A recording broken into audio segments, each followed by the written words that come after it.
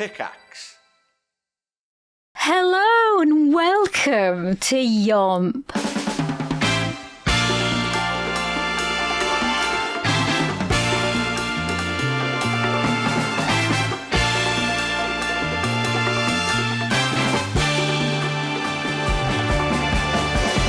A very happy new year, unless you're listening to this in the middle of the year or the end of the year, in which case disregard that comment.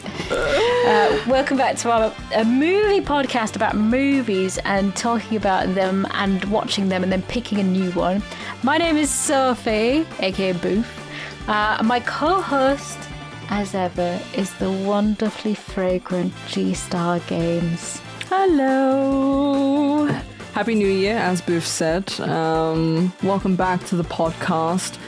We had a cheeky little break, but we are... God, that was a cheeky break. It was a cheeky little break. It was Christmas. It was Christmas and New Year, so we just thought, like, yeah, take a couple extra weeks. You know. It's Christmas and New Year. We don't need to watch any films at all. Oh, yeah. I gooned until, you know, until this episode movie, which is Stop or My Mum Will Shoot. Shoot or My Mum Will Stop. So this was a one on my list, and as is the two of us, we've been sort of flipping between each one of those lists and then rolling a dice on that one, seeing what we get. Yeah. And this is the one that turned up, and it was inspired partially because G loves Sylvester Stallone. I do love Sylvester Stallone. I think he's just such a joy to watch on screen. He's a fucking incredible man. And also because I was very inspired by the Arnold Schwarzenegger, Danny DeVito pairing that keeps coming up, and we watched Junior on the podcast, and I was like, I know another film that's sort of similar. Now that you mention it, it is very similar. I thought it was a very... it gave me the same vibes because you've got this fucking bodybuildy, hard man type. Brawny man with sort of like, it's a double act, it's a duo of Estelle Getty, who is this little old lady. The premise of this film, the synopsis, is basically Sylvester Stallone plays Joe, and halfway through I realised that his surname is Bumowski. Yeah, because every time he got on the radio, he'd be like, "This is, you know, police Bumowski. officer, you know, badge number, blah blah blah," and then he'd say his name, and I'm like, "So he's a bum." I thought they were Italian. Bumowski. I don't know, but his mum's name is Tuti Bumowski. Yeah, it just it threw me off. It's completely like, I don't know where these things come from. Anyway, he's a police officer, and basically the story is that his mum, who he's been putting off seeing for 5 fucking years, she comes to visit and she gets all up in his business, and then she witnesses a crime like that, and then she still won't fucking stop. She won't go away. But it certainly is a film. Okay, I'm getting the vibe here. I'm getting a vibe that... What's your vibe that you're thinking? What are you thinking I'm thinking? I don't know. It feels like you kind of thought it was meh? Yeah. Yeah, I thought so. This is one of those films that I haven't watched in a while, but for some reason the VHS case, the spine always sticks out to me. Okay. When I'm just browsing through my tapes, I'm like, oh, that's a good one. And I remember like watching it, and like, it's one of those films that I like to put on in the background and not watch. And now I've had to fucking watch it properly. Yep. The runtime wasn't even that long, but I just felt like, fuck me. This is still like going. It felt like a fucking lifetime of Sylvester Stallone. I'm gonna, while we're talking, I'm gonna draw a picture of Sylvester Stallone because there was there's a couple of faces he made. I love it. He seemed very defeated throughout. Wouldn't you be defeated I if would, Estelle Getty was your mum? She is just a lot. She's just a lot. A bold choice for this. You think so? I think so. Isn't she supposed to be like an overbearing, coddly, mom? Like, wasn't that the vibe? Or it was, yeah. But she's a fucking terrible actress in this. You think so? I feel. Well, yeah. Okay. I never watched. Right, she was in the Golden Girls, right? And I've never really watched it. I know about it, okay, but I've never fully watched it. But in this film, she reminds me of my grandma. Gotcha. Like full on. She like the style. She was a short woman. She had the same glasses, the same hair, the same outfits. She didn't have a dog. The dog was a great little bit. Oh my god, that dog that just kept getting handed around, thrown around. They were throwing this dog around, and it was like, oh, okay, fucking great, bye. Yeah, this little dog that served not a lot of purpose, really, in the film, other than the fact that she had a bit. Yeah, to you, you're like, oh, I love that little dog. I fucking love that little shit. It's a bizarre film for sure. It is a bizarre film, isn't it? So it was a 1992 release as well. Mm-hmm. So that makes her, I'm going to do some maths. She was born in 1923. Mm-hmm. So 20, 30, 40, 50, 60, 70. I think I was saying she's like 60 or something in the film, she's no? She's like, right, 23. I can't fucking do maths. I'm knackered. Where's So 1992 minus 1923 she was 69 at this stage. Right. Well, because she said that, like, I remember when she was giving... good for her age. Yeah. Well, here's the thing. Because so she said when she was giving him a lecture about his relationship with that woman. Gwen, that woman, because she was like, yeah, you'll find yourself alone at 60, and she's like clearly projecting that she's alone at 60 or something.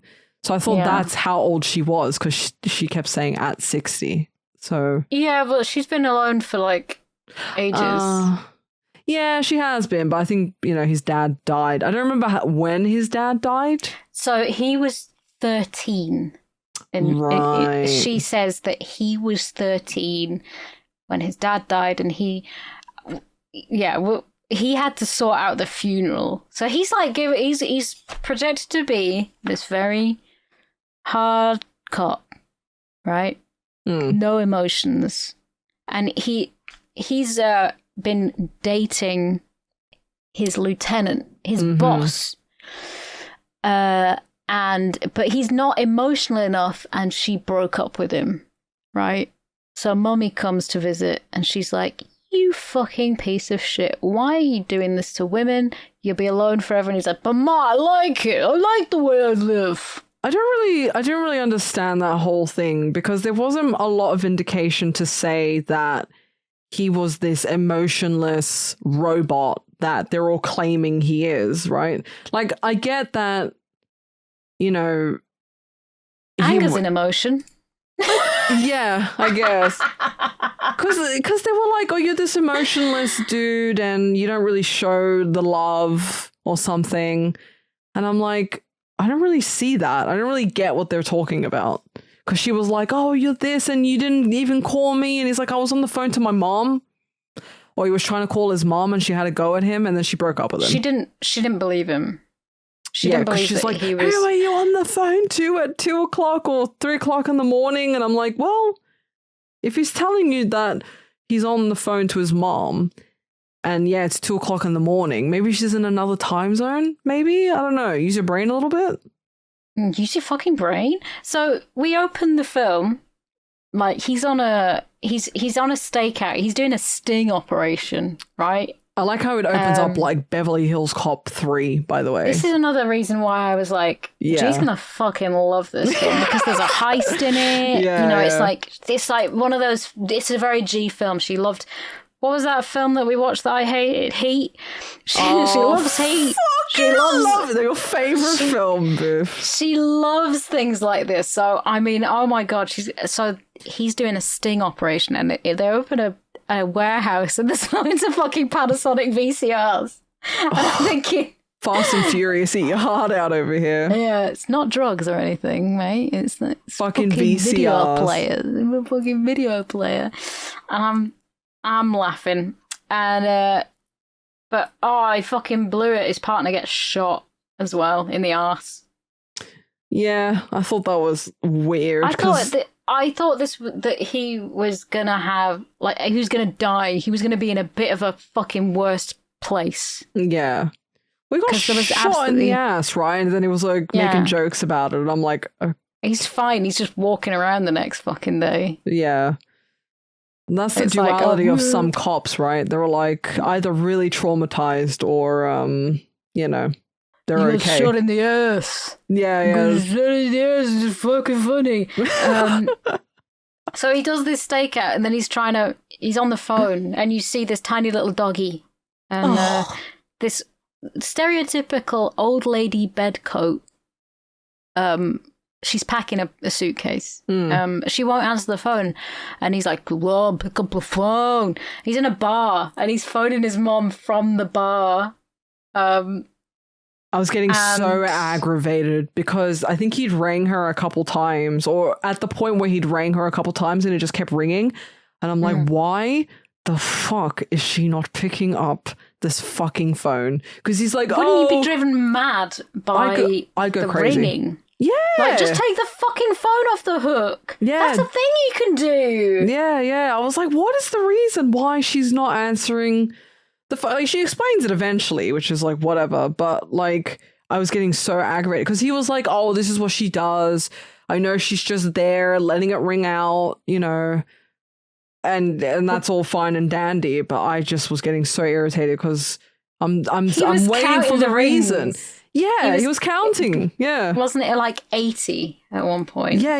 It was something crazy like that. And I'm thinking they have to explain at some point why she's not picking up this phone. Maybe she's going like, well, I didn't want any cold callers. Yeah. Spam mail. Yeah. Or I couldn't hear it because I'm old and deaf. Yeah, something like that. But they do explain it eventually. And I'm just like, oh, thank God. So his partner gets shot. And the next day in the office, the Gwen, the boss, is walking around, and I think it's one of his colleagues says, "Now there is a butt I could use for cover," because they were joking because his partner got shot in the ass. Yeah.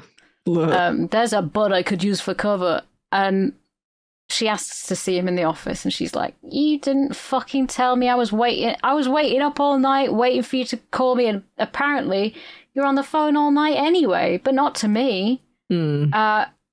And she was like, she hands him a file and saying, "Make it look like we're doing business, we're doing detective shit, and they'll know about us." And I like the line of, "Gwen, they're detectives, of course they know about us." I love this voice you keep putting on for Hooray!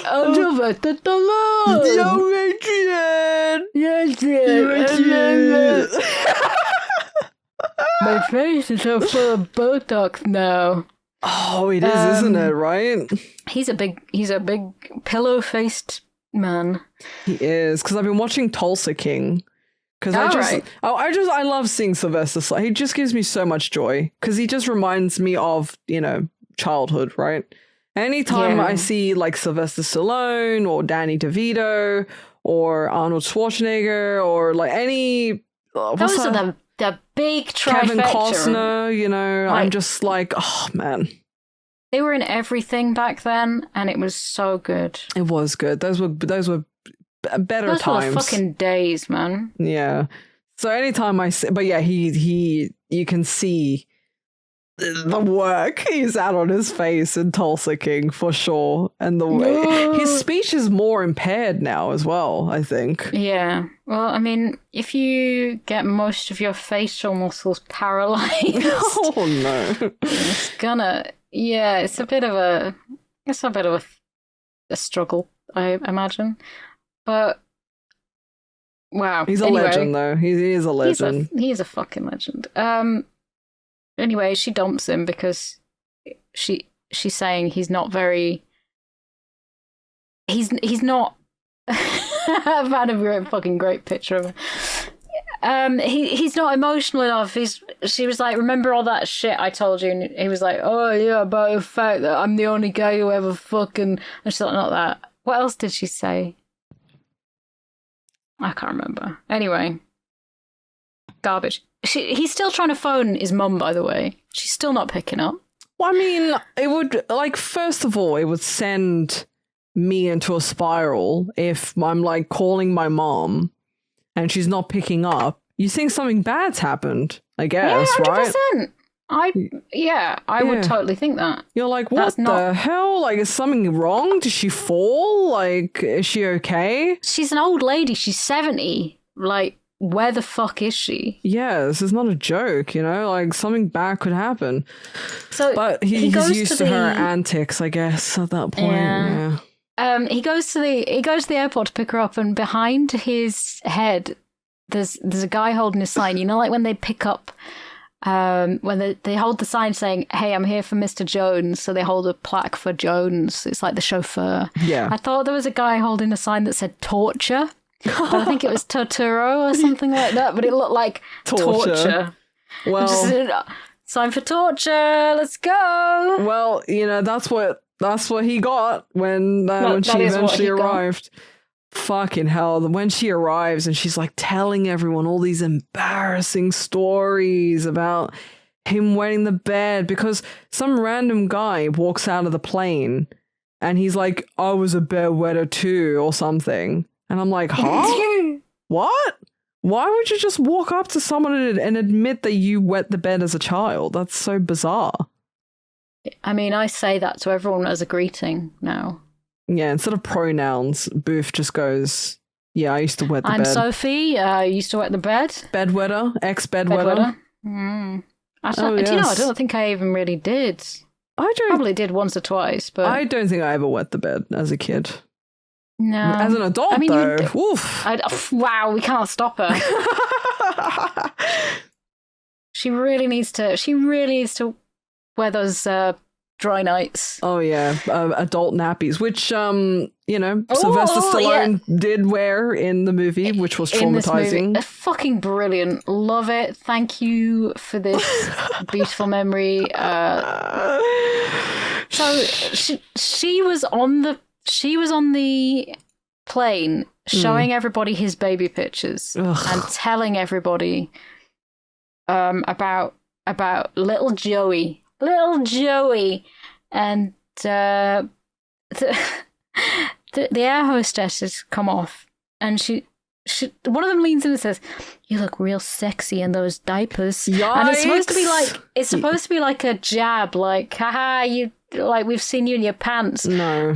But it's coming across as, lady, you're a pedophile. Mate, please stop. When she said that, I looked at Joe and I was like, I just had this look of disgust. And we were like, did she actually just say that? Like, and then she walked off. She said, I got a real thing for a guy in diapers. She says something like that as well. I didn't even hear that. When she's leaving, she makes another fucking comment about him in nappies. And I'm thinking... That makes it so much worse. Boof, like, I didn't even catch her. I was so traumatized by the first thing she said. I didn't even get the second part. You just, so he spent 5 years putting his mom off coming to visit. And I think that's mean. But she was like, every time you call, when I'm supposed to visit and you call, then... you tell me it's not a good time because you're busy. Well, this time I decided I'm not going to answer the phone, right? So you can't tell me not to come. It worked. It did work. Yeah, it did. But I don't think this time he was gonna say, like, oh no, it's not a good time. Not this time, anyway. Do you think he was? Yeah, he was gonna... He hates this situation with his mum getting all up in the business. I mean, I knows what she's like. I can't say I blame him entirely, because she is... Wow. Fucking hell. She's hard work. Yeah, she's major hard work. And, like, it's... I feel sorry for him. This is why he's low contact with his mom. He moved... So she's from... She says, I'm from Newark. Newark, yeah. So he moved to... I think it's LA. I'm pretty sure it's LA, yeah. It took me a while to... LA. It took me a while to figure out, like, where, because when he gets to the police station, it just says police outside. It didn't even say... Yeah, it doesn't say where it is. No, there's no, like, you know, LAPD or anything like that. It just says police. And I'm like, okay, where the fuck are they exactly? You've got your palm trees and it's quite warm and stuff. But she's already interfering. She's like, I'll drive for you. I really love her dog. Its name is Pixie. I think it's like a Yorkshire Terrier. It looks like a Yorkshire Terrier, yeah. He's got long hair. It's a really cute doggy. He gets a call over his radio saying, "All units, go to this address." So, of course, he takes his mom. Classic. There's a guy that's going to jump off a building, and he's like, "Hey, Mom, look." Yeah. This is what I do. He does this a lot in the movie, actually, but she also, like, shoehorns herself into... She insists. There's certain points where he willingly takes her to certain locations where it's dangerous, right? And it's like, why the fuck would you do that? But then she's just trying to get a shot. Literally. Literally. Like, I can't think of any other fucking reason why you would take your mother to dangerous spots, you know? It's like, oh, you know, you should probably get backup. Nah, fuck it. Don't need it. Nah, backup? Nah, I've got my mum. Yeah, my mum's here. My mum's here. So, there's this guy on, and the cops are like, hey, he's having trouble with his mother, and he's gonna kill himself and his mum overhears this, and she's like, I can completely rectify this entire situation with this poor mentally ill man. Sylvester Stallone, Joe has already gone up into the building. He's on the ledge. He's trying to talk to him, and he's like, no, I'm gonna fucking jump. And the guy is on the... Very high up. Yeah, he's on the megaphone, the loud hailer, and he's saying like, Dojo, his mum's now talking, saying, I'm not your mother, but I am a mother. And she's giving all of Joe's business on this loud hailer. And he's like, no, I'm not going to wave to my mum. He's like, you wave to your fucking mother. Yeah, I don't know why they gave her the megaphone. Like, you're in a situation where somebody's about to jump over the edge and you go, yeah, this is a good idea. This is a great idea to give this random old lady this megaphone. Yeah, what could possibly go wrong? She's there, she gets it. I'm going to help. She just shouts at him, go on, do it, you coward. And I was thinking, like, jump, pussy. Jump, pussy. As soon as all this started, I was thinking that Joe is going to... He should just jump and then we can roll credits because he's so embarrassed about his mom. Yeah. So that all works out better. And she gets on the megaphone. She starts embarrassing Joe and saying that he's single. And also, like, I think the guy that was going to jump also was having problems with his mom or something. Well, that's why she got on the loud hailer. She overheard that and she was like, I can fix it. I can fix it because he's having trouble with his mother. And I can fix it. I'm Joe's mom, you know, the guy that's standing. I am also a mother. I am a woman. And as a mother. Yeah. Like, this is the way we should start every sentence with as a mother. As a mother. Ugh. So yeah, he gets like, oh shit, you've got it way worse, so I'm going inside. Sorry about your mum. And then he's going downstairs while the other police are rushing up, and Joe is still on the ledge, and I'm there thinking, like, Well, you should probably still help that guy. He's obviously in a lot of emotional distress. You don't know whether that's going to happen. No, again. It's all haha funny. Oh, Joe's got it worse. We have made suicide a joke. We literally fucking have. It's so bad. It reminds me of that Always Sunny in Philadelphia episode with what's his name? Oh my god, I'm blanking. The short guy. What's wrong with me? Danny DeVito, yeah. And there's like a whole short guy. My head's just gone complete. All the air has like left my brain. Her head was filled with air, and now all the air has gone. It's gone. We're just left with a vacuum. Exactly. Now. It's a black hole. And there's a part of the episode where they're like, a suicide is badass, and they're like filming like one of the characters on a bridge, and it's like, oh my fucking god, why do we treat suicide as like this big? I mean, it's edgy humor, right? It's like edgy humor, but this is a fucking family film, okay? And they're just like, this guy wants to jump off a building because he's having trouble with his mum. Lol. You clearly have it worse than me. Trollololol. This is how depression works. If you just show someone that someone else has it worse, depression cured. It's depression cured. Like the fucking like Dark Souls, like thing on the screen. Depression cured. Do you know there are starving kids in Africa who have it worse than you? Depression cured. Depression cured. Well, that's how they, especially back then, it's like, man up, pussy, like, people have it way worse, and, it's not that big a deal, and you should just get over it, essentially. What, you're gonna cry? Yeah. You're gonna cry? You cry about it. Well, we're Joe in the film, he has never cried. Is that one of the things, really? That is literally one of the things. So he's fed up, and he's about to throw himself off a building anyway. And at home, he's like, "Your mother's in my house. Welcome to my crib."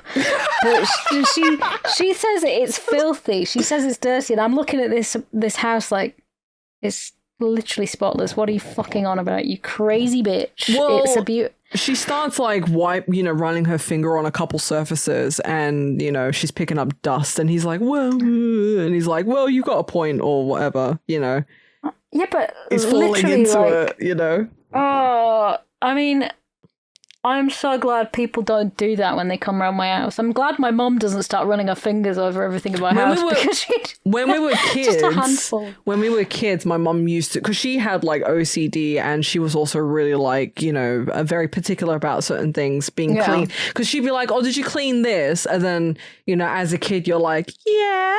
And in reality, you didn't. And then she'd like run her finger on the surface, and like all this dust would come off.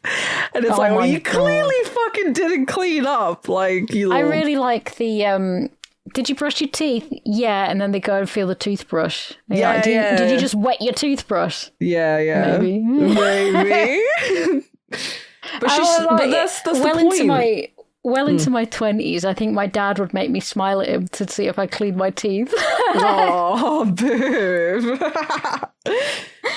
Anyway, I think she starts cleaning, though. Well, that's the point of, like, the film, in the sense that it's, like, from the moment she lands, she continuously perpetuates this, I still see you as my kid, my baby boy. Like, he's been driving for 20 years, and she's like, oh my God, I can't believe you're driving.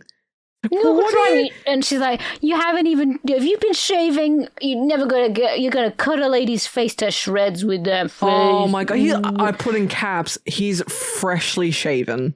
Like, what do you mean he hasn't shaved? There's not a single hair on his face. I'm looking at him with a beard. I'm like, oh God. Like, he's freshly shaven. There's no doubt about it. What the fuck? He's a smooth man. Yeah. So she's cleaning his house for him, and she's there, mixing. Oh my God. Chemicals at Chemical some point. warfare. Oh. Yeah, in the sink. Yeah, but so she starts vacuuming, and it's late at night. And he wakes up, but he wakes up in such a way that his arse is in the air. He's got these tight little pants on. Yeah, I noticed that, and I was like, himself. "What is?" Of course, you noticed that, you pervert. It was kind of dark, and then I'm like, "Wait a minute, why is he sitting like that? What do you mean? What are you doing?" I didn't think I'd ever see Sylvester Stallone in that kind of position. Although, didn't he start his career like doing porn or something before Rocky? Yeah. I think we talked about this in the when we were doing Rocky. Ages ago. Wait, we watched Rocky? No, we watched Rambo. Same thing. Oh, I was going to say, I'm like, wait a minute. Did we watch Rocky? Well, I can only think of, so my sister and my mum have recently gained a cat called Rambo. I love Rambo. He's such a menace. Isn't he fucking handsome? He's a handsome boy. Gorgeous boy. And I was like, are you going to change his name? And they were like, no, actually, he really suits the name Rambo. I mean, from the stories I've heard, I think he does suit the name. He ate a whole egg the other day. Well, not the shell, but they gave him an egg to eat and he loved it. Oh. They boiled him an egg. I would have paid to see him eat a whole egg. He does the thing where when he goes for a drink, he starts scratching his little legs while his face is in the air. I love cats that do that. It's so stupid, but it's amazing. He is a fucking wonderful boy. So yeah, he presents himself, which is pretty fucking great. Mm-hmm. Thank you for that image. Can't stop thinking about it. And then she's mixing chemicals in the sink. She's got like bleach and borax, like soda crystals, all the things that they tell you not to fucking do. Yeah, you can pretty much like mustard fucking gas yourself in the bathroom or whatever it is you're cleaning. It's crazy. So that would have been another really fucking brilliant way to end this film. Like she accidentally gasses herself. Well, she opened up an entire. Her suitcase was just cleaning stuff, right?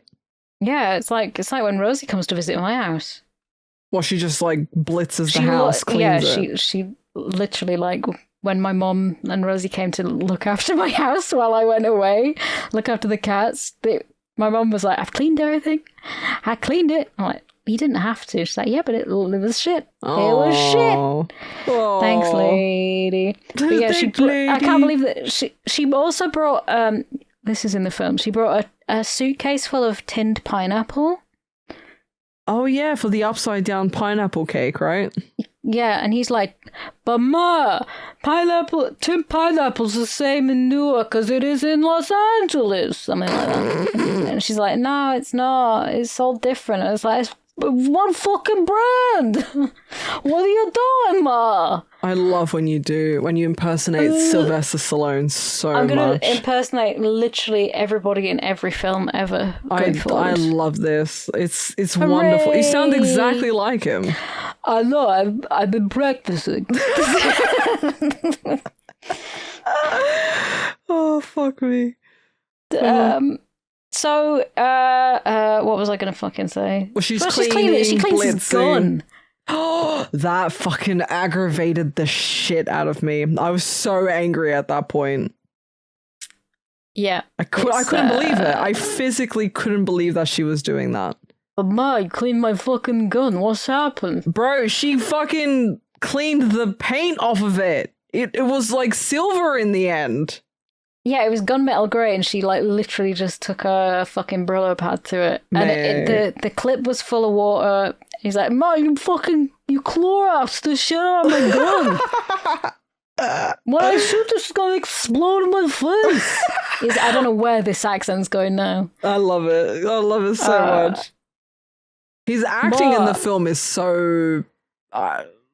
because there's like certain points where he's like talking, and then like he ends up talking over whoever else is talking as well in the scene. So like when he was on the ledge with that guy, and then he's just like, "Well, you know, I was," and he's just like sort of mumbling to himself, and he thinks like other people are like listening, but they're not actually listening to what he's saying. I don't know if you that's caught just that. Sylvester Stallone. Yeah. I think that's probably just him, and they're just like, just let him tire himself out. Let him tire himself out. So yeah, he's took it out. He's all tired. So yeah, he's fucking. She cleans the gun, and he's mean to her. He has a shower, and he's shaving in the shower, and the camera angle G-Star Games. Mm-hmm. What a sight I'm to sorry, behold. why was he shaving his face in the shower? Do you not? But it's time saving, isn't it? Yeah, but there's no mirror in there. He had a mirror, I think. Are you sure about that? I don't know. Are you sure about that? Are you sure? Let me find that? the picture because. Any excuse? Yeah, no, there's a mirror there. I'm also looking. Okay. You can. She was you can tell Estelle Getty saw his dick and balls and his ass. Okay. There's no fucking way that she didn't see. You see behind his elbow, there's a mirror there.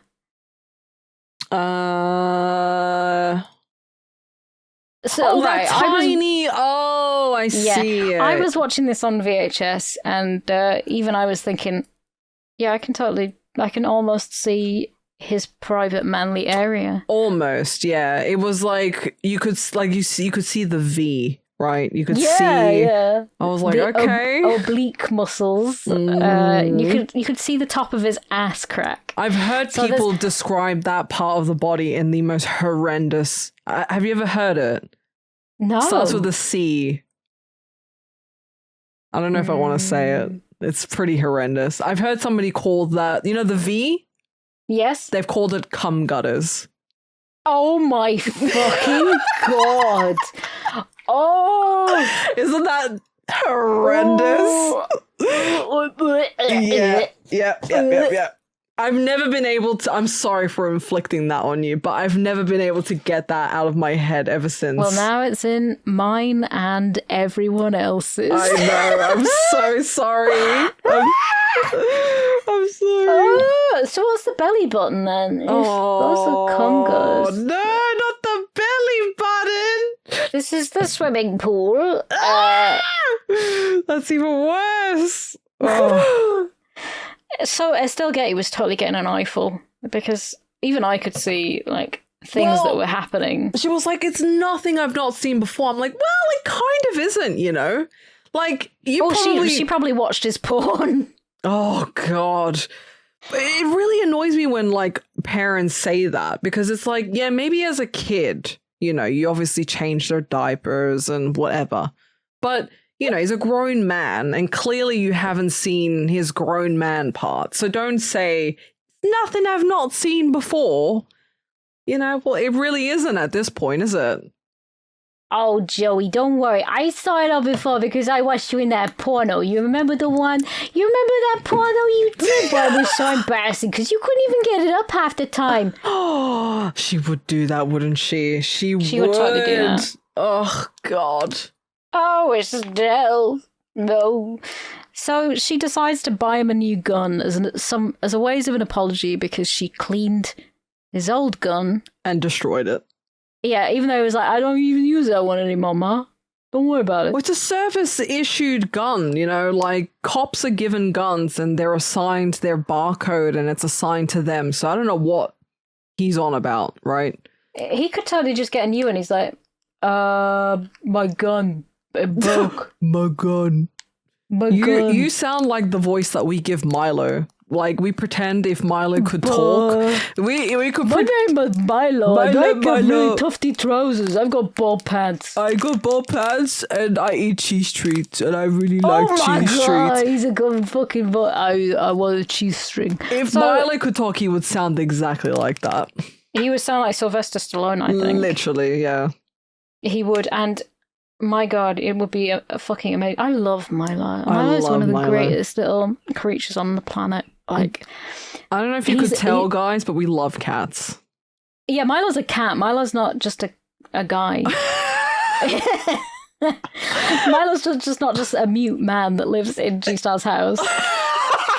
Imagine if this guy could talk. Whoa. Wow, what a day. What a great thing that would be.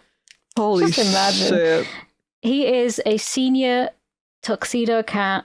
He is so cute. He's so cute, but he's such a dopey little boy, and he bites his like fur off of his like legs for some reason. So when he walks around, he looks like he's pantsless. I want to see more pictures of pantsless man. Not to be a pervert, but in talking about pantsless Sylvester Stallone. I need to show you because you will lose your mind. Because I remember him he had very tufty trousers. And then he's just decided that he doesn't want any trousers anymore. He gets his winter coat and then he just like goes to town on it. He's like, I don't want my winter coat anymore. I'm sure if he could reach the top of his body, he would also chomp on that too. Have you ever thought about just shaving him and giving him like a little jumper? Like, I've thought about shaving Candice Marie. Because she pulls her fur out and she loves being brushed. Yeah. I've got to send you a picture. I got the biggest fucking scab off her. It was a massive tuft of fur. And it's like, I comb her and loads of fur's coming out. And I'm like, what, how? I think when Joe said when he took Milo to like check why he does that, I think they're just like, it's just a thing they do. You know what I mean? I think they just overgroom, or it's like a nervous habit or something. Yeah, Candice is very, very itchy. Yeah. So she pulls her fur out and she overgrooms herself and she chews her skin. Oh, and Candy. She gets steroids, so you'd think that she'd be really fucking buff, but she's not. She's just fat.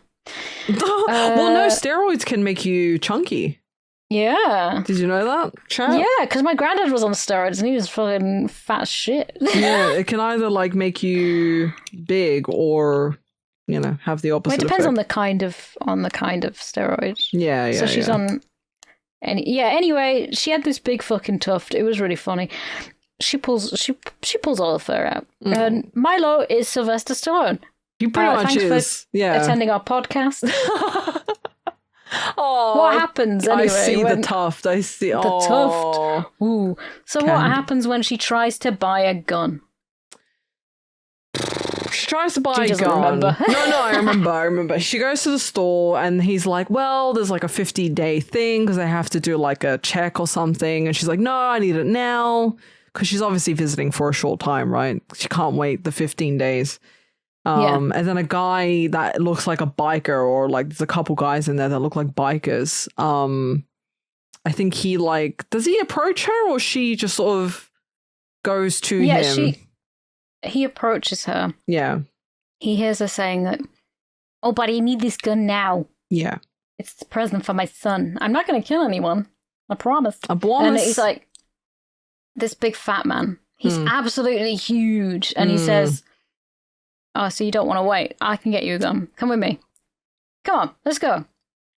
And so she's haggling with this guy, and he's trying to sell her fucking automatic rifles. Yeah, like a big AR. And it's like, well, he's like, why would he needs to wear it under his coat. Ugh. Bloody hell. So she's haggling over a little, what is it? You know guns, G. Do I? Yeah, she's was a gun expert. Uzi, I think, in the end? Yeah. It's this little, it's like a I forget which one it I don't remember, is. but I'm pretty sure it was an Uzi because they started with an AR and then they worked their way. It's a little submachine gun. Yeah, it was an Uzi or submachine gun in the end, and then she was like, "Yeah, I'll take it" or something. It was she's haggling as well because they're like, "I want 500," and she's like, "I'll give you 375." Yeah, because the gun in the store was like 450. And then she was obviously happy to pay that amount for that gun. So when they got her outside to sell her the illegal guns, they were like, yeah, 500. We'll try to get 500. She goes, ha! And she laughs in their faces. And they were like, ha!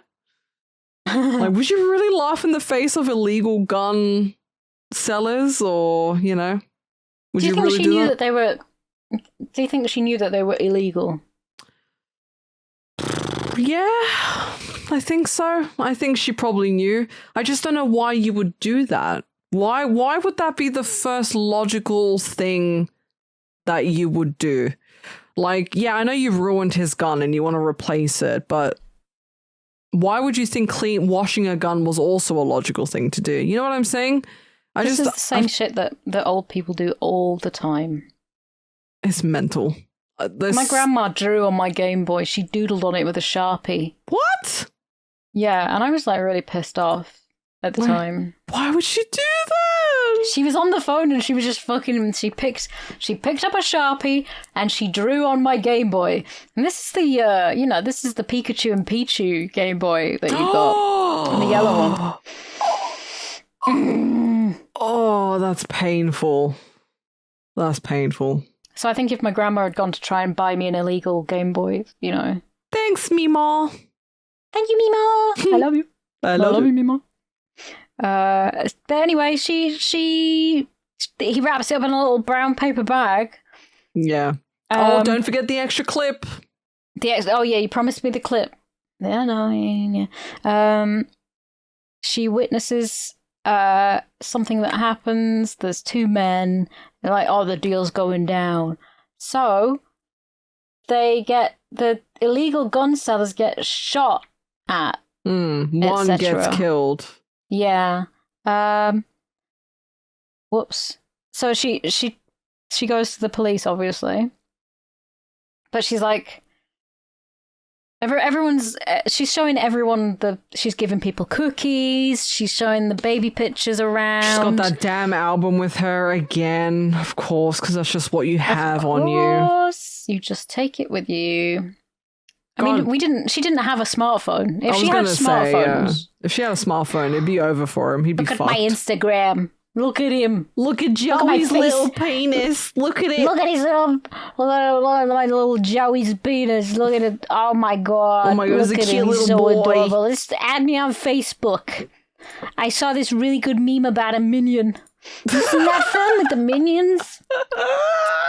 She would definitely be one of those ones. Don't tread on me, and he's a minion. I don't know what it means. Anyway, did you hear about those contrails in the sky? I'm not getting vaccinated. She would 100% be like that kind of mom, for sure.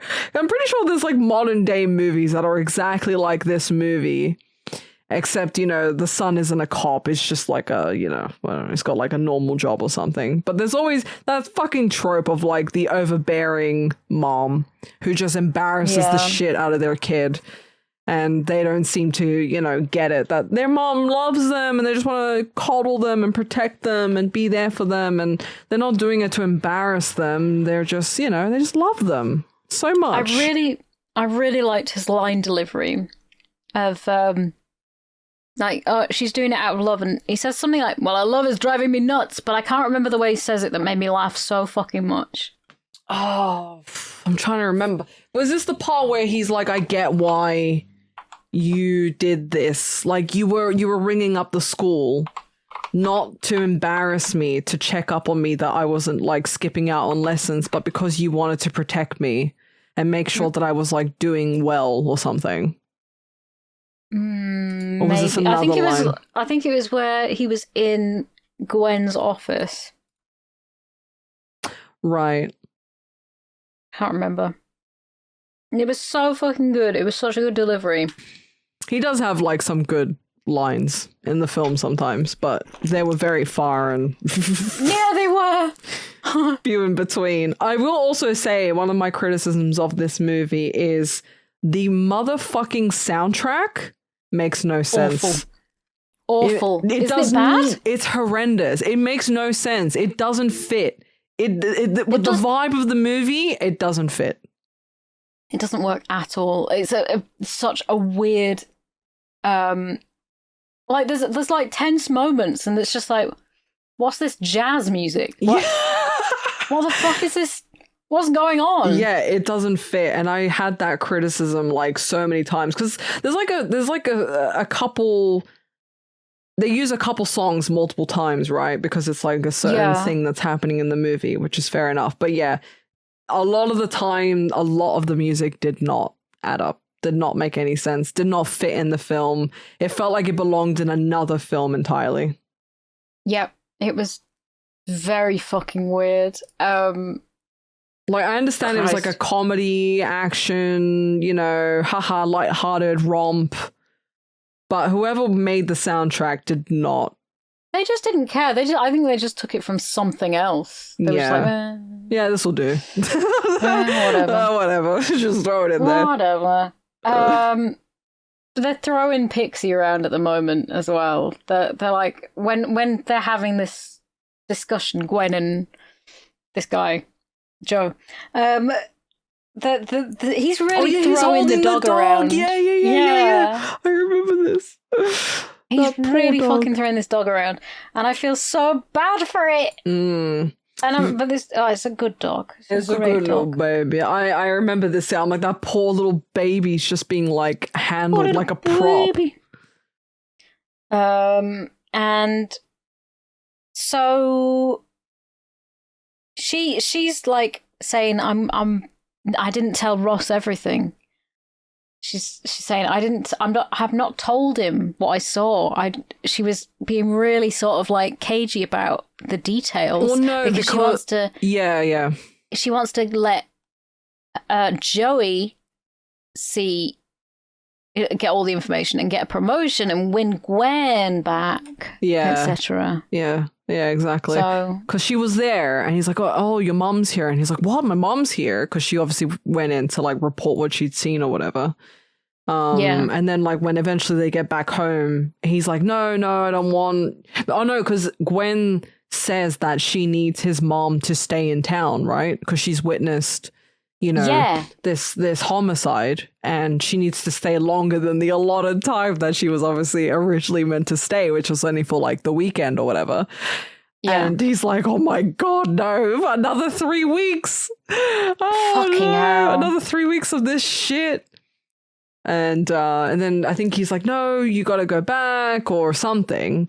And then as soon as he walks away, because he's like throwing a strop, and she's like, I think like a light bulb appears on top of her head, and, you know, she's sort of had this moment of like, well, actually, you know, I withheld information and this is what, you know, and then he comes back in the room and is like, oh, really? Okay.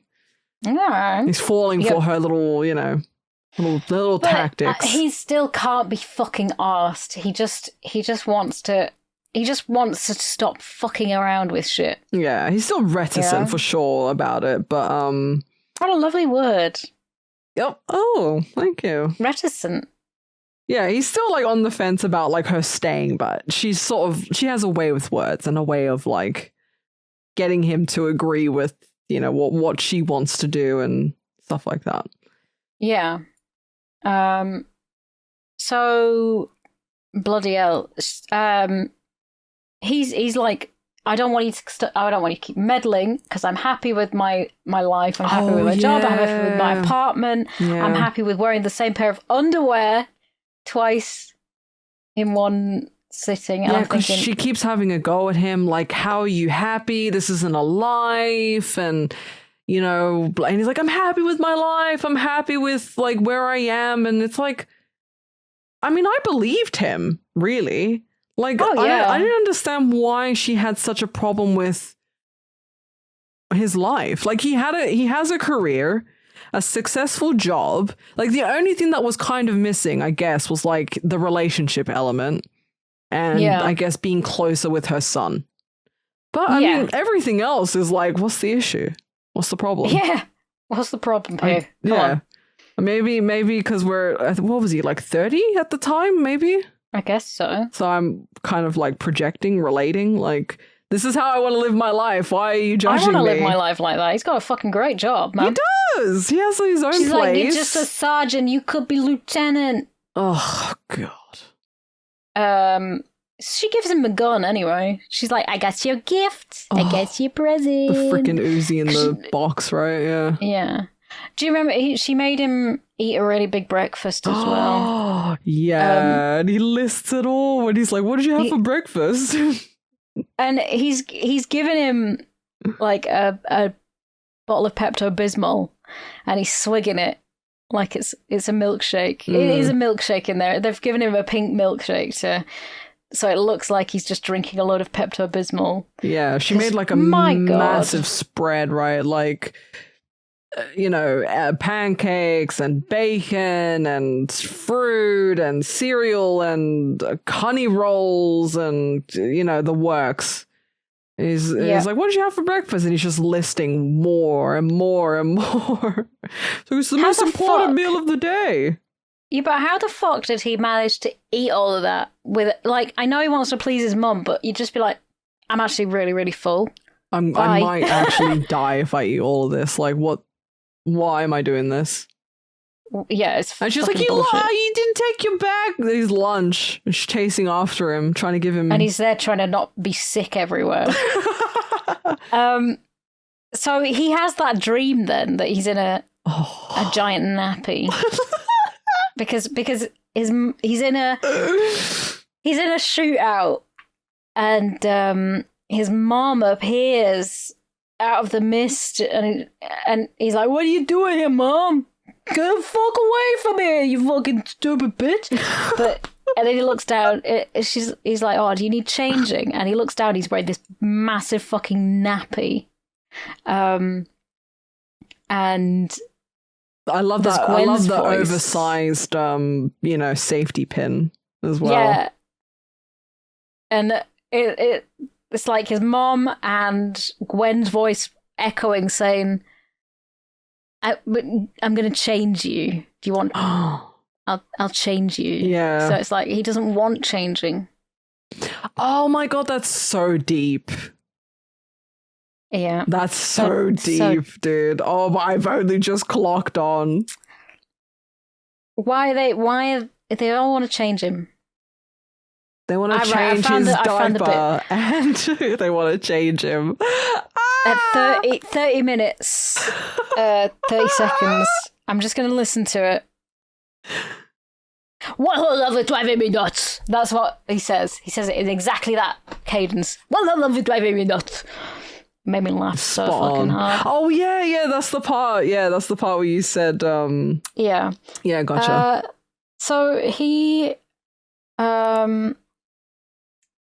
gets this present. He receives the present. He's like, "Mom, this is a illegal weapon." She's presented it nicely. It's in like a box full of cotton balls.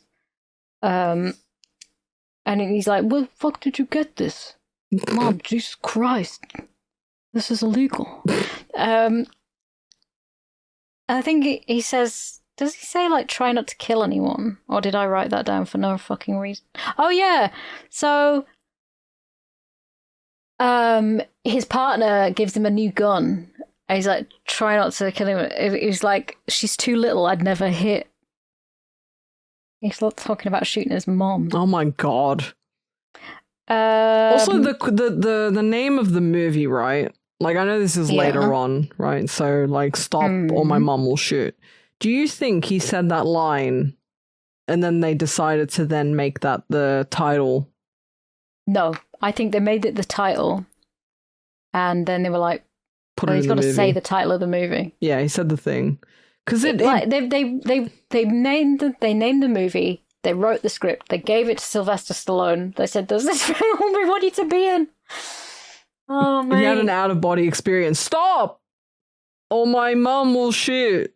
And I'm like, he literally like said it like that. It's he almost crazy. Couldn't believe that those were the words coming out of his mouth. Couldn't believe he was saying it. He was like, "Holy shit." Yeah. So she's talking to Gwen in the office, right? She's like, "Oh, this is him when he was little, and he looks so sad here. He was 13. This was just after his father died." And I fell to pieces for days. And I'm thinking, how much did you love your husband if it was only a few days, man? Yeah, like, hello?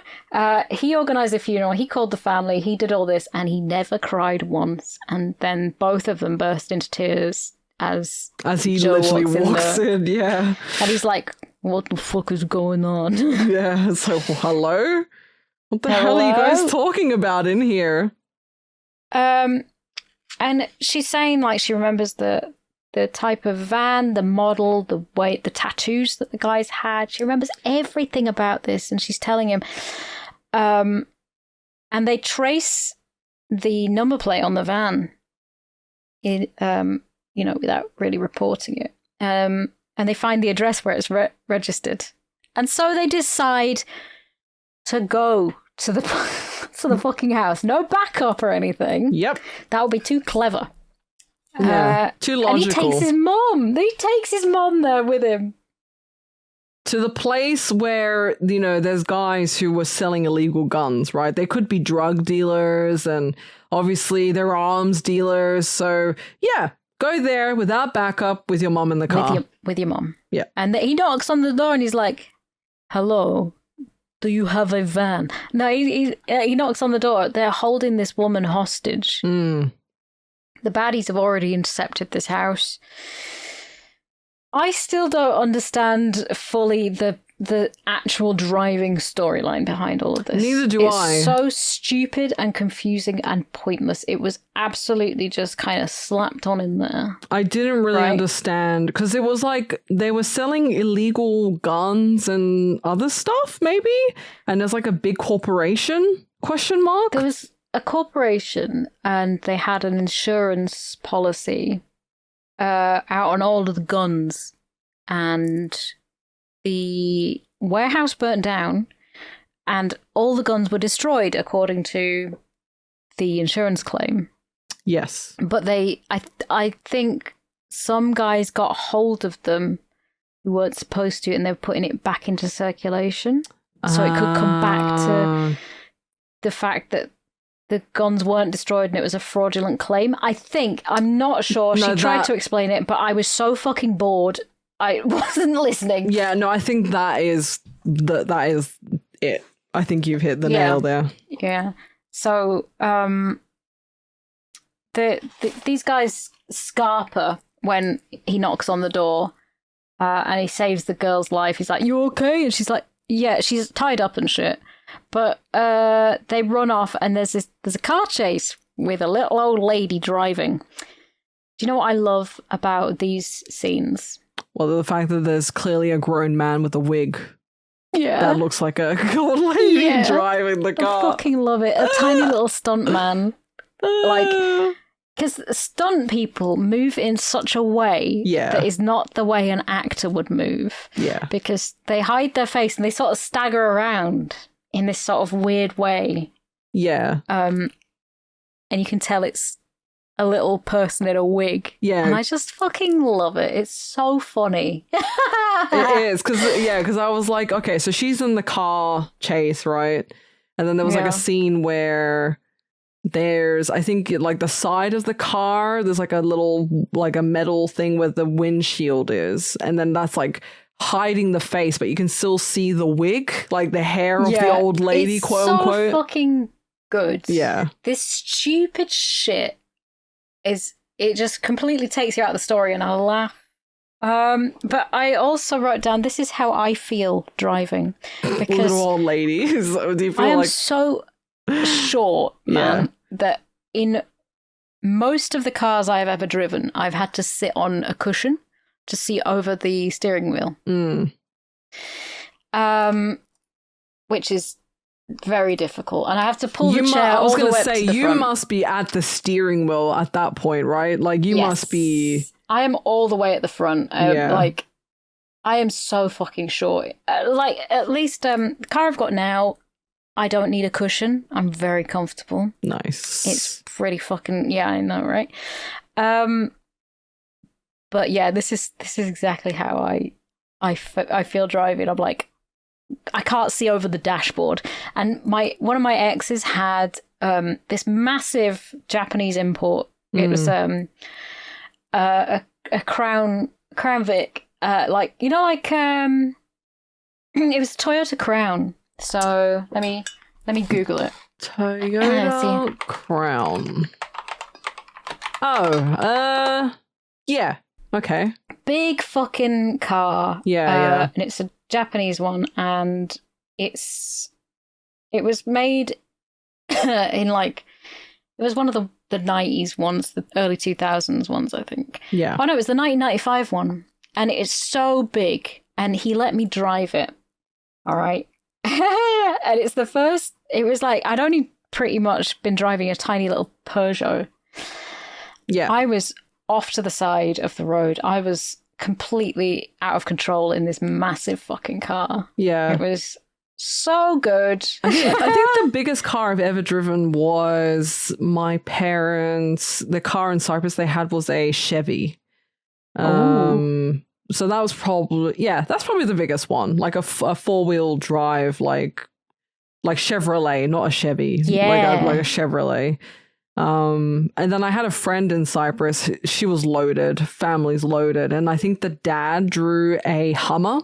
Oh wow! And one time, and then one time we had to like go somewhere, and the only car that they had at her house was the Hummer, and I was like, "Bro, like she's like obviously like 18 years old, hasn't really driven like loads before, and you're giving her the Hummer to drive? That thing's a monster!" Jesus Christ! Like if you've ever been in a Hummer, those things are ridiculous. They're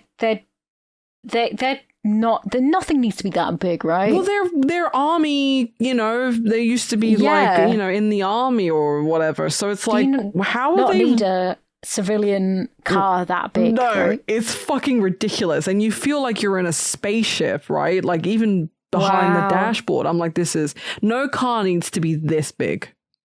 Yeah, that's mad. Yeah. I've never driven anything that big. No, I wouldn't be able to handle it, I don't think. When I was, like, all those times when I've been moving, I've had to get my dad to drive a van because I can't. Yeah. Like, there's no way I am able to yeah. Oh my God, I would kill a lot of people. So that's how I felt driving this fucking big car, automatic car. I could barely reach the pedals. I can't see over the dashboards. I'm fucked. So I loved that driver chase, that car chase. She crashed into a load of boxes, I think, didn't she? She crashes into a lot, but to be fair, some of the things do kind of jump out at them. You know, that classic, car chase scene, and then a clothesline or like a thing with clothes on it sort of pops up in front of her, and they drive through that, and the classic drives through a fruit stand. Type of thing. I think she ran into a freaking flower shop as well at some point. Yeah, I think, yeah. Oh. So Estelle is 4'10.5", so she's 1 centimeter shorter than me. Well, I mean, she's currently 6 foot shorter than me. She's dead, but we were the same height. Yeah, pretty much. I love being able to, when there's an actress or an actor on screen, that's as short and I as look you. at them and I compare. I'm like, that's how short I'd be if I was hanging out with Sylvester Stallone. Do you feel represented, Biff? Do you feel? I feel represented as a little girl. That's the representation woman Sophie wants in her movies. She just wants, especially because I'm looking at the trademarks on her IMDb and it says trademarks, short stature. That's it. That's all she's known for. That's all I wanted to be known for as well. She's a short queen. She is. That's about it, really.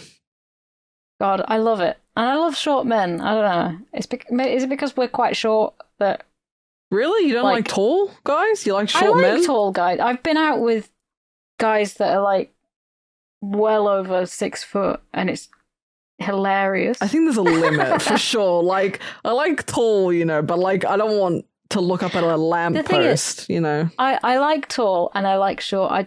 I find short men attractive. Oh boy. Why do you find them attractive? I'm confused. I don't know. I find them quite endearing. I don't know. Okay. Like Johnny DeVito. Johnny DeVito.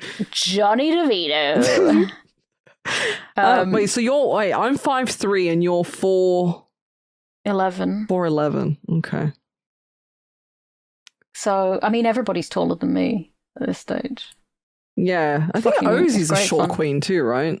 She is. She's 5'1". Okay, so you're smaller. I'm still the little big sister. Oh. My grandma was 4'10", and my mom's 5'1". So oh my God! Incredibly small. Yeah. My dad's 6'2". Okay, so none of us got that gene. Clearly, you didn't get it from his side. Fuck's sake, we didn't get anything. Didn't get any brain cells. Didn't get any money. You were shortchanged. Shortchanged, yeah. So she, Ross, back at the. I wrote it. This is how I feel driving. I feel like a small stuntman in a wig.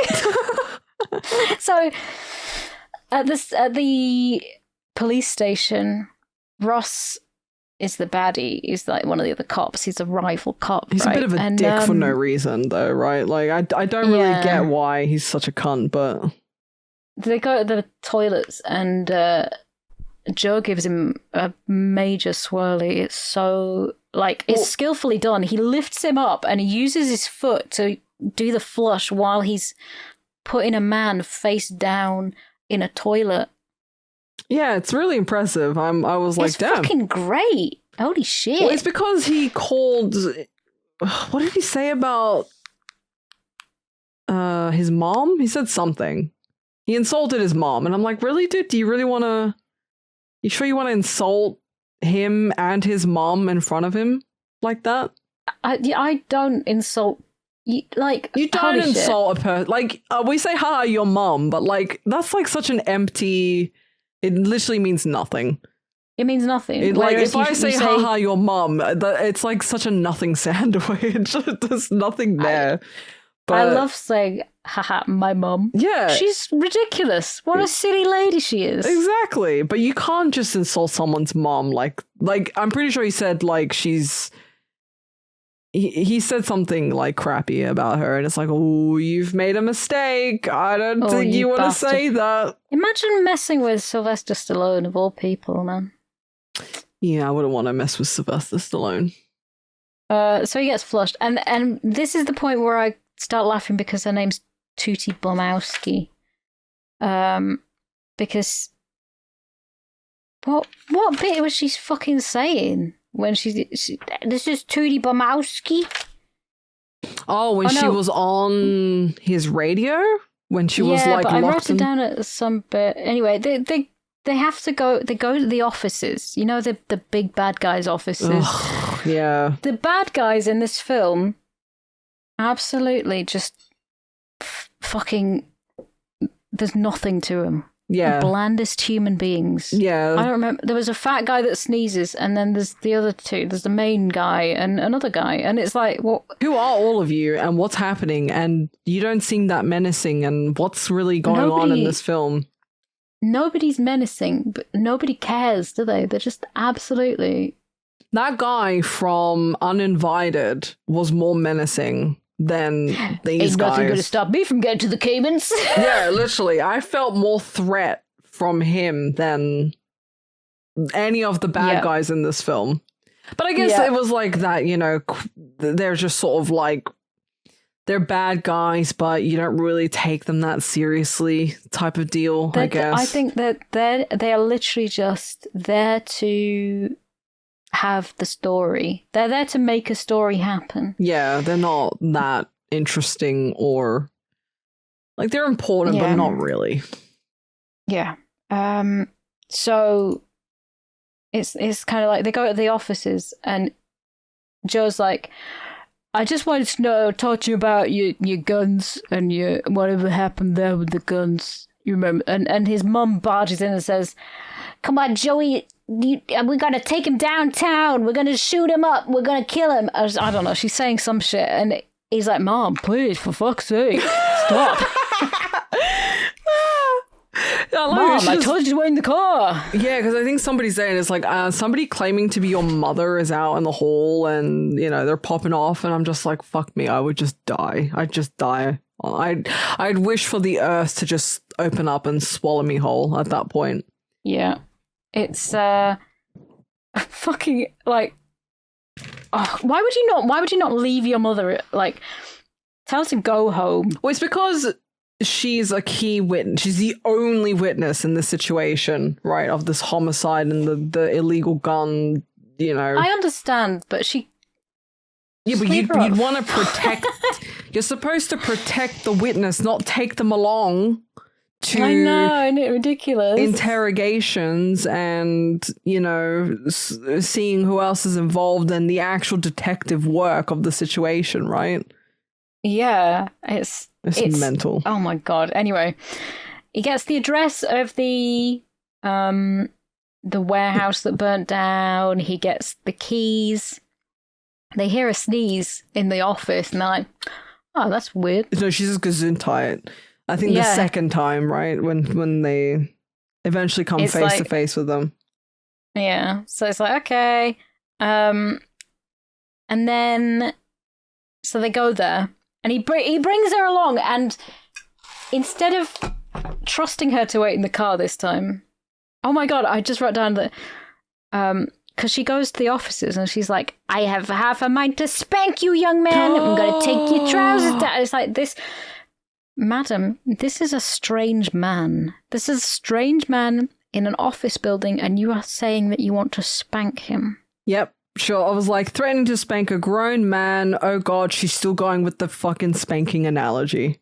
Because she kept saying it, right? She's like, I have half my mind. Put your pants down. Oh, she's got a thing, infantilizing right? grown-ass men. That's my fetish. I mean, it's some men's fetish, I guess, yeah, definitely. Right? He calls them congenital imbeciles. He put a really strange pause in congenital imbeciles. I'm like, lol. Lol genitals. Hilarious. Lol genitals. I fucking love it. He locks his mom in the car while he investigates the warehouse, right? Oh, yeah. First of all, cracks open the windows. Like she's a dog, which is so funny. Puts her favourite song on the radio. Also, I didn't know in those cars that you could take the locks like that. Yeah, you can. I did not know that. Which is, like, so fucking dangerous. Well... Like, let's just lock someone in this car, give them no way to get out, like it's a fucking Cybertruck. Oh, fucking Cybertrucks. Kill me. I'm sure, actually, no. That's if you say that to a Cybertruck, it will actually kill you. Message received. Initiating self-destruct. On my way. On my way to drive into a building. Oh, God. Horrendous. So I'm thinking, like, this is really cruel anyway, like, whatever way you frame it. But she gets on the radio and says, I've gone and got myself locked in Joe's car. She tries to break out of the windshield with a gun, which is amazing. Like, well, yeah, she gets on the radio and she's like, I don't even know what the hell she starts saying. And I'm like, oh, fuck me. She's on the police radio. And he's like, ma'am, this is a police radio. You can't just be fucking around on the police radio. And she's like, oh, I'm Joey's mom. Like, oh, Mr. Bukaki-kowski. Bukaki. It's lovely. It's me, Tuti Bukaki. Tuti Bukaki. And he's like, oh yeah, so what you're gonna have to look for is, and then they explain to her how she can get out of the car. With a Slim Jim. I'm just like, fuck's sake, how does she keep getting herself out of these situations, man? I don't know why. I'd just be fucking sitting there like, he'll be back in a minute, it's cool. No, she's a busybody, like, likes to, interject, get involved. You know, they made that very clear from the beginning. Boy. Yeah. So she turns up in the warehouse while he's looking around, and he points his gun at her. I'm thinking, like, yeah, shoot her. Yeah. So now, someone locks the door of the warehouse, and like, oh no, they're both shut in there now. When she would have been so much more use outside. Yeah. And they get the wrecking ball and start fucking knocking down the building. Oh my god. And shooting them, I think. Yeah, they do. And that's where the iconic line comes in as well. Stop! Or my mom will shoot! Because she's found a gun in the glove box. Oh yeah, she takes his gun from the glove box. That's right, because she ends up with taking his fucking guns. Well, not only she keeps taking his guns, but she ends up with that biker's 44 at the end of the film, remember? That huge gun, and I thought, fuck me, she's going to go flying if she shoots that. But she doesn't, weirdly. I don't know how. Yeah. He shoots the chain of the wrecking ball. Very impressive, by the way. It's amazing, considering that chain is holding tons and tons of concrete and is able to withstand so much. And that his tiny little bullet manages to break it. It's fucking incredible. Very, really very impressive. They catch the guy and he sneezes and they're like, oh, book him. That's all they needed. That's all the evidence they needed. You sneezed. Get this fucker. Mom filled Gwen's office with roses and she's like so fucking happy that he's finally in touch with his feelings. He's like, I didn't send those. I ain't some kind of pussy. I ain't a pussy. What you on about? How does this woman have so much money to buy a $500 gun and then God knows what else, and also Pension. the rows and rows of like flowers that she got for Gwen? Pension. Yeah, that's a lot though. I mean, I think she probably got some payout if her... Oh, did her we ever husband. find out how his dad died? Well, that's what I was thinking. Maybe like the money from when he died, maybe something happened there. So sometimes you get like if your spouse dies while they're in the army or something. Yeah. You get like you get a pension, you get looked after. Sheesh. So so not only has Gwen snogged him in front of everyone, then she punches him in front of everyone because he goes, I'm a fucking stupid bitch. Man, that punch, I felt that when she did that to him. That was like hard. Yeah. Fuck me. Bloody hell. It was acceptable back then, you know? Just to fucking slog a guy in the face. Especially if you're all police officers, so it's like, whatever. Yeah. It's normal Don't to be just a pussy. beat each other up all the fucking time. And he decides to... He goes back home and he has a fucking barmy with his mom outside. So, leave me alone, Ma! Well, no, because he, like, gives her a bunch of rules. He writes down a whole bunch of rules, which that was the thing that, you know, pushed everything. You know that point in any movie whenever there's, like, a breaking point? There's a pushback, isn't there? Yeah. He's like, rule number 1, don't get involved. Rule number 2, don't start off a sentence by saying, I know what your problem is. Rule number 3. And it's just like, he's just listing out rule after rule. And she's like, oh, I don't like your tone. Blah, blah, blah, blah, blah. Rule number 12, don't say you don't like my tone. This is just the way I speak. Just deal with it. Just deal with it, Mom. And everyone's like nosing in. So he goes to work. He goes to the office. Well, yeah, it's in the middle of the night, and he goes back to the office, right? Because he's like, I don't want to talk to her. I don't want to deal with my mom right now. I'm fucking off. I'm going back to the office to get pissed and like look at a picture of Gwen. I love how he's got a photo of her like posing like that in his desk at work. Yeah, and he's been told that he's not emotional. Of course, and he's there with his picture of her on the grass, looking like it was taken like 10 minutes ago. Yeah, literally. Like, and he's going, when you find someone like you love, you gotta grab onto him with both hands. He says something like that. He mirrors what his mum says. Yeah, because that's the part where I said that she was like, you'll find when you grab someone, or you love someone, you grab onto them. And she said, or else you find yourself alone at 60 or some fucking shit like that. Because she's like obviously alone, you know, in Newark, and he's working out in LA, and he doesn't like see her as often. And it's so sad. It is sad that people genuinely don't they don't treat their parents with that sort of respect. I mean, listen, if you've got a horrible set of parents, right? Like really abusive, really, you know, treat you like shit sort of deal. It's complicated, I'm sure, because it's at that point, it's like, why would you want to subject yourself to that sort of relationship? Yeah. It's complicated for sure. But his mom, her only sin or her sin is that she's just too much, right? Yeah. Yeah, she's just a bit overbearing. She's very like, very in your face type of person. She embarrasses him, but you know, that's not good enough reason to not want to see her. It's mean. She's been alone for 5 years. She hasn't seen him in 5 years. Yeah. No, I agree with you. Bullshit. He should be making more of an effort. So, but Gwen overhears him looking at the photo, going, you're the love of my life.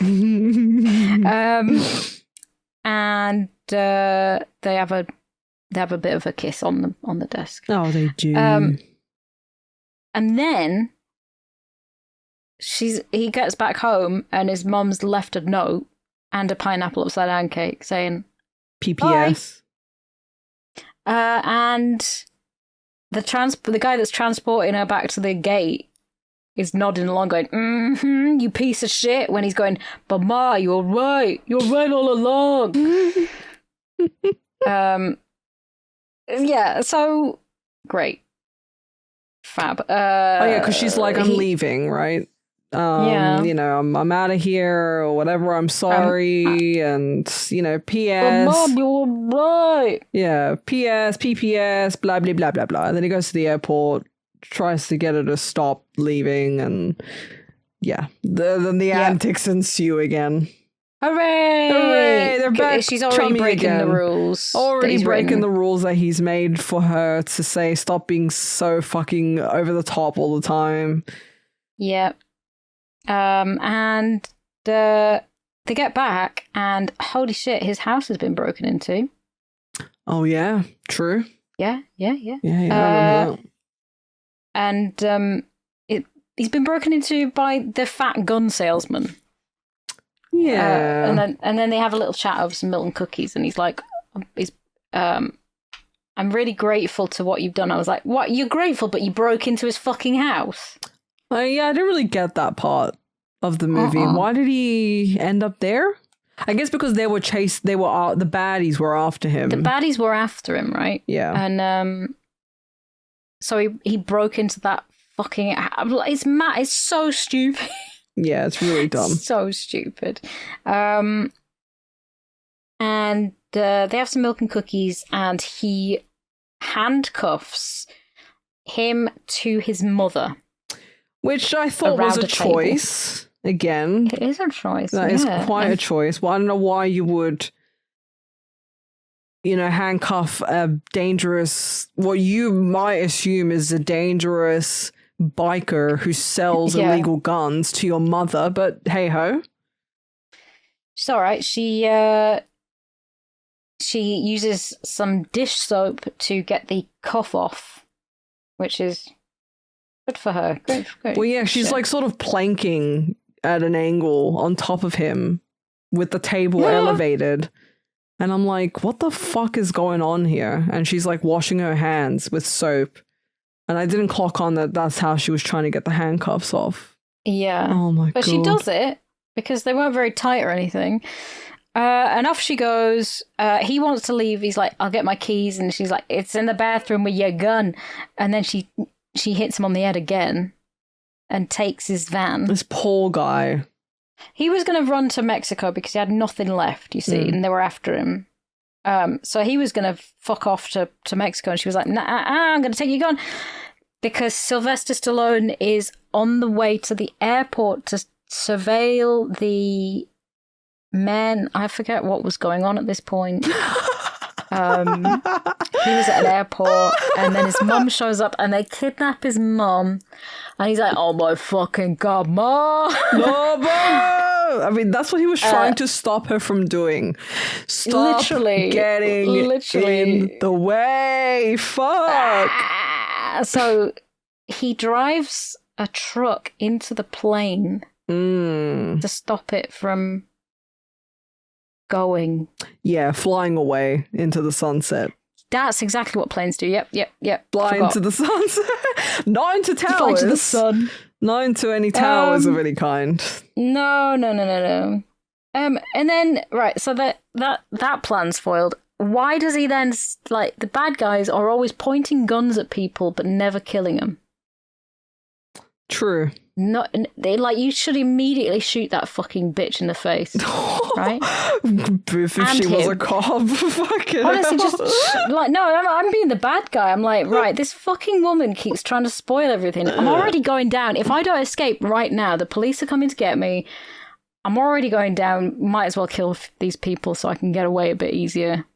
You know, he's gonna do it. He's just hesitating. Then, oh my god, his mom shot him. And he lands very softly on the crash pad. And then Joe's like, Mom, you fucking shot him. Jeez. Yeah, that's the gun that she's gotten from the biker. That really, I think it was like a 44, huge gun. Big. It's a big fucking gun, and I'm like, oh, it's gonna be something haha comedy. She's gonna shoot it and gonna go flying back or something. But no, she's literally just the most evil woman on the earth at this point. She is just... Oh, and she, like, blows the barrel, like, you know, smoking out of it. Like, she's fucking Dirty Harry. Jesus Christ. He does that too, does Joe, at some point in the beginning. Does he? Yeah, and I'm like, do guns actually do that? I've never looked at a gun close up. I don't know whether they have gunpowder smoke going off. I don't know. I don't know if it's, like, certain types of guns and the type of bullet and the type of barrel or anything. I'm sure that all plays into it. But yeah, she blows the barrel, and then she also like, you know, fucking Ocelot revolver fucking swirls it around and puts it in her fucking belt. And at that point, God, I just want to kill myself. I'm like, I can't. Absolutely. Yeah, it's incredible. I can't. Like, then, I'm gonna end it all, Joe. I'm gonna end it all. I like the way that every time we refer to Joe, I'm thinking, right, is it Joe in the film or is it Joe? Joe, ISP, Joe. ISP Joe. G.I. Joe. Oh, God. What a movie. I think he'd seen the movie before. He's like, I don't know if Of course he fucking had. Well, he says he doesn't remember anything else about the movie, but the scene where she's washing his gun, he's like, wait a minute. I remember this. I remember seeing this scene before. Oh no. Yeah. I was like, no. I can't say I've ever seen this movie before or even like heard of this movie before. So yeah. What a treat. I'm so glad that I got to share it with you. But we have the ending, by the way. Yeah, it's coming to an end. She's on the way home.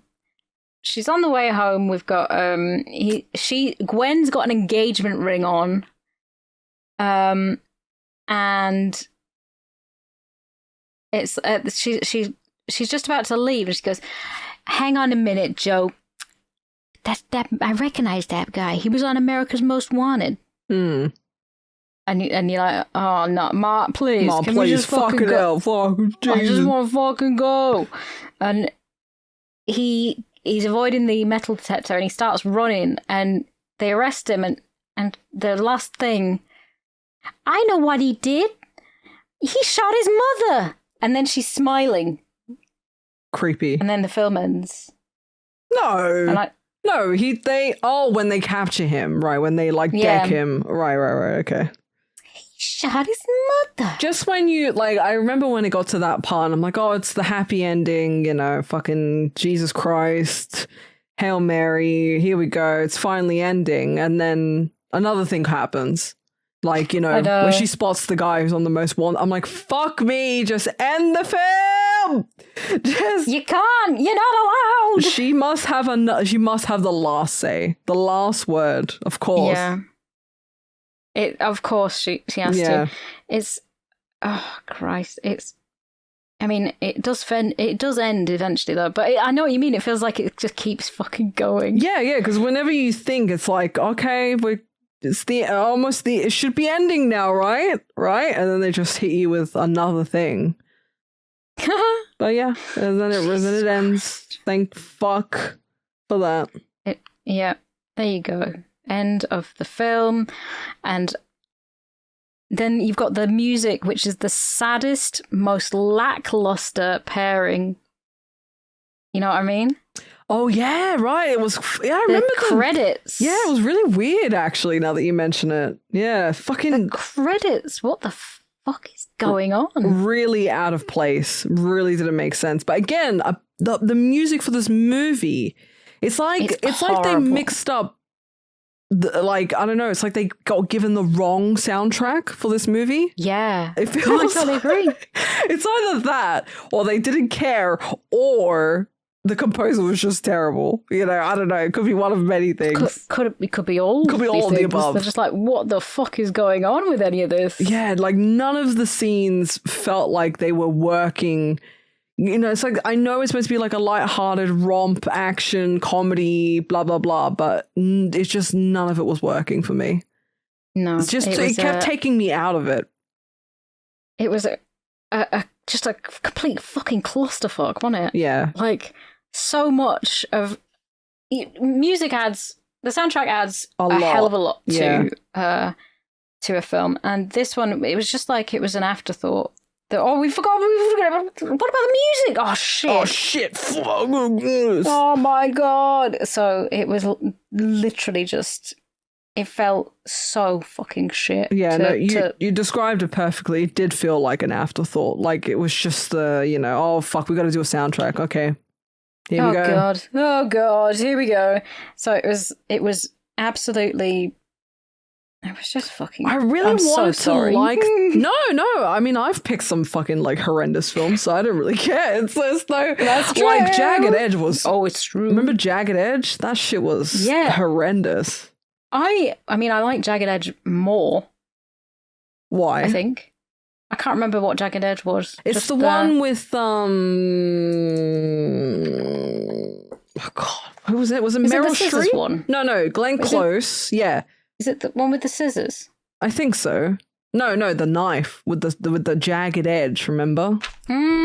Got Glenn Close in it, and then that was fucking okay. Yeah. I think you're thinking of.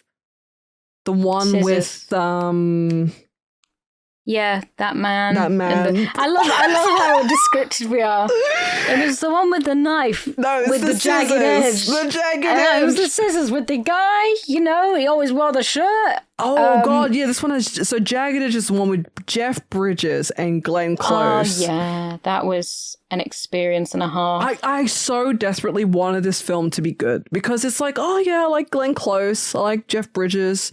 And it's a mystery, and there's a murder in there. It's got the makings of something that could be decent. It just failed. Yeah. And it's the same, much like this movie. I wanted this movie to be fun and quirky. And you wanted it to be more, didn't you? Yeah. Like, you were looking at it, and you were thinking...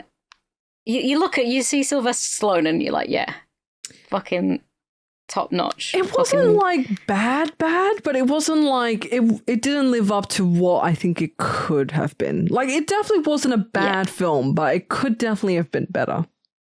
I agree. It's I mean it's one of those that like I said, it's a funny fucking stupid thing. It's a stupid film that I thought would be a laugh because like you've got Donnie DeVito. I forgot his name again. Danny DeVito and Alex Schwartz. I think I'm having a stroke. Alex Schwarzenegger. Arnold Schwarzenegger and Danny DeVito. And it's like, it's odd pairing, odd couple, haha. Yeah. It's like your fucking Rush Hour, right? You know, you got your unexpected duos that you think this shouldn't, work, but it weirdly does. Definitely.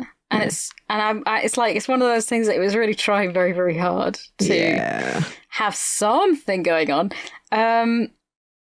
But yeah, it's I thought it'd be a fucking laugh, and it was a little bit in a certain way that it's funny to talk about. Yeah, it was for certain reasons. Like, again, definitely better than Jagged Edge because that was a fucking letdown. What was that film?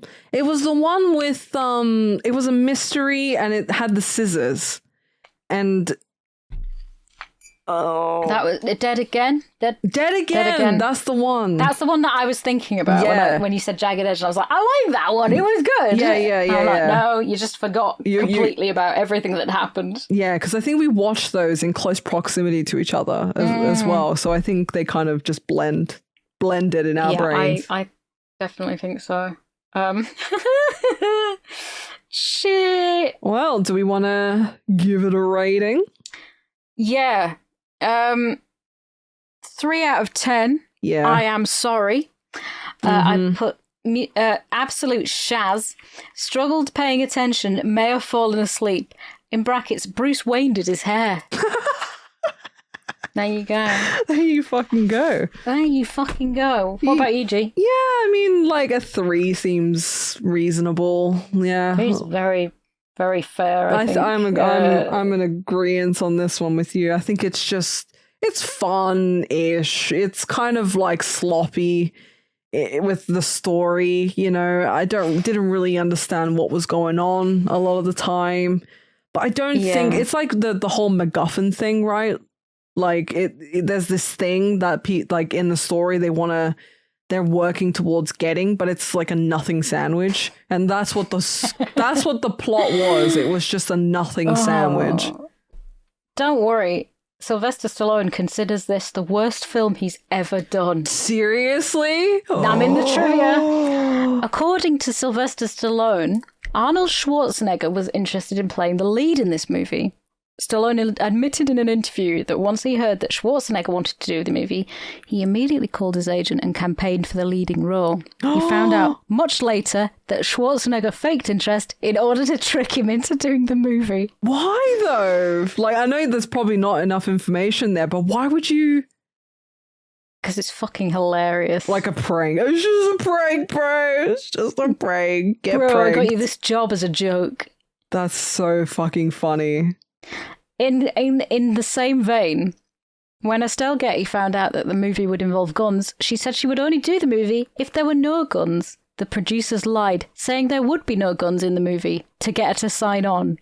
And then the whole fucking thing is about guns. It is about guns. And she handles guns quite consistently throughout the film too. She's always doing it. Yeah, that's so bizarre.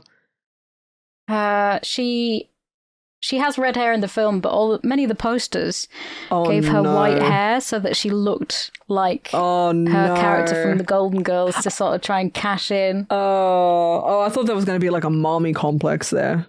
No. Like he's dating Gwen, who has red hair. Oh, shit! Like his mom. Ugh. Oh, God. According to Sylvester Stallone, the role of Tuti in the film was originally supposed to be a very mean and cruel character, which strained her relationship with her son even more. However, when Estelle Getty agreed to play Tuti, the script was rewritten with Tuti being a more genteel, loving and sweet motherly type, who, although she caused havoc at times, she had always the best intentions for her son. Stallone has since acknowledged he felt the film would have done better and he would have liked it better if Tuti was mean. How do you think it would have worked? I mean, like, I don't know if that would have worked. Like, why would you make an unlikable? Like, she is kind of unlikable in some ways, but not. She's just annoying. It's not malice, right? It's not like no. But there are some characters throughout, like, you know, in films where they're kind of like they were trying to get B. Arthur to play Tuti. B. Arthur. So she was in the Golden Girls. Yeah. I don't think that would have worked, honestly, if she was mean. Like, it's like that mean and like, but also loving, you know. I don't think that would have worked. I think the way that she was fine. Yeah. She was a big fan of Rocky, was Estelle Getty, so she wanted to work with Sylvester. Classic. At the airport at the beginning of the film, there is a limo driver holding up a sign that says Tortue. Angela Tortue was a production assistant on the film, so it nearly said torture. You were almost close there, almost there. Roger Ebert said this is one of the worst films I've ever seen. It has no funny moments. It has no interesting moments. That's quite scolding review there. Jeez. there's brief nudity. He was in the nip, wasn't he? He didn't have any clothes on. He was. So there you go. Well, I've got factoids. The budget. Yeah? Budget and box office. So they had a 45 million budget. And then it made 70.6 million worldwide, which that's pretty good. Like, that's not bad, you know? Yeah. I kind of expected it to be worse and make far less than that. Yeah, it's I guess a lot of people thought it was going to be really fucking funny and really good. Well, because it had like, so here it says, being a Stallone movie, even though not a total bust, it was considered a box office failure. Okay. Which, I mean, yeah. Yes and no, you know? Yes and no. I mean, they definitely, you know, it was 45 million budget with 70.6 million worldwide. That's not a complete failure, you know? But hey, What do I fucking know? We don't know shit about fuck, all right? Exactly. That's the description of the podcast. We don't know shit about fuck. Yeah. Like, don't pay attention to it. Like, I don't know. We thought this movie was, like, kind of garbage, but who knows? It could have been great. We don't have any real opinions on anything. I mean, I'd love to read somebody else's review on this. There are a lot of people's reviews of the film on YouTube, so I'm gonna listen to a few other people go, it was fucking good. The fucking top one on IMDb says, well played, Schwarzenegger. That's incredible. He's a smart man. Okay, so Stallone and Arnold were competing against each other at the time this was made. Arnold faked interest in the movie in order to make Sylvester go for it. Stallone, who heard that Arnold was interested, blah, blah, blah. I fell for it, immediately dropped everything, and contacted the producer saying that he wanted to headline. He deeply regretted this. So they were competing at the time, which, again, I did not know. I didn't know that. I thought they were always, like, kind of buds, you know? Maybe? I think... unless I'm missing something here. I think it might have been, like, a friendly... A little friendly little rivalry, yeah. But that was Stop or My Mum Will Shoot.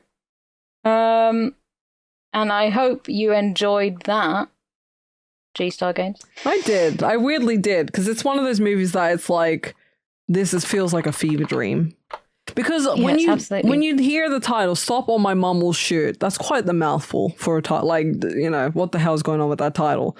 And you think, what could this movie possibly be about? Because I went into it not looking at the plot, not looking at, you know, what's going on in this film, because I kind of want to be surprised and be like, you know. Of course. It keeps things interesting. It does. I don't want to see like a trailer that explains everything, that shows the funny moments and, you know, etc., etc. But it was all right. It was all right. Grand.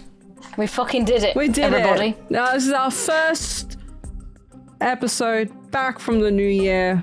We hope you guys have enjoyed it, but we are going to pick our next film now. We are. It's going to be from G-Star's list. Cool World, Crocodile Dundee, Sea of Love, Mr. and Mrs. Smith, Shutter Island, and The Princess Diaries. Woo! I don't remember what's on my list. We'll sort that out when we come to it. We'll cross that bridge when we come to it. So... we're going to roll some dice for this one. Drum roll. What are we going to get? You said drum roll and I just cracked my elbows. We got a 3! Woo! Woo! So is that Sea of Love? Sea of Love. Interesting. Okay, so this has been on the list for a fucking long time, I think, right? Right. I'm pretty sure, because this is the one with, your favorite, Al Pacino!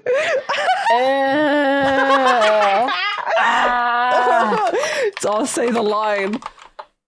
Say the line!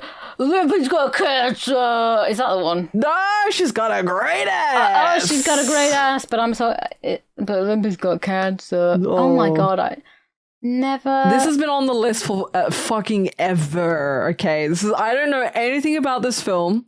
Never seen it. This was, I think this was in the streak of movies where, again, following off of Dead Again and fucking Jagged Edge. So I thought, what's another film like that I can find and put on the list? Damn it. We're gonna hate this. Okay. Fucking bitch. Okay, so there's apparently a detective investigating a series of murders becomes involved with a woman who may be the culprit.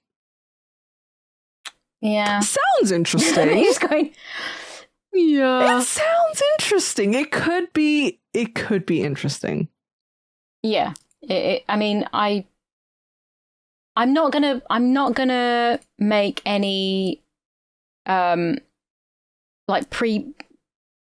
but you know what I mean. I'm not gonna completely shut it down immediately. It's got a 6.8 on IMDb, so that's not horrendous. It's not like and on Rotten Tomatoes it's got a 75%.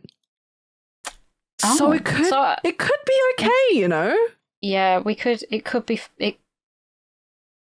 let's try our best. Yeah, this could be this. I'm hoping it is because I have been wanting to watch it, and I hope I'm not wrong. Yeah, I don't know. This will be interesting. Okay, cool. So that's for the next fortnight. Here's your job: watch Sea of Love. Do your homework, kids. With Al Pacino. Doing your homework, make your notes, do your ratings, tell your friends. And we'll see you next time. Bye!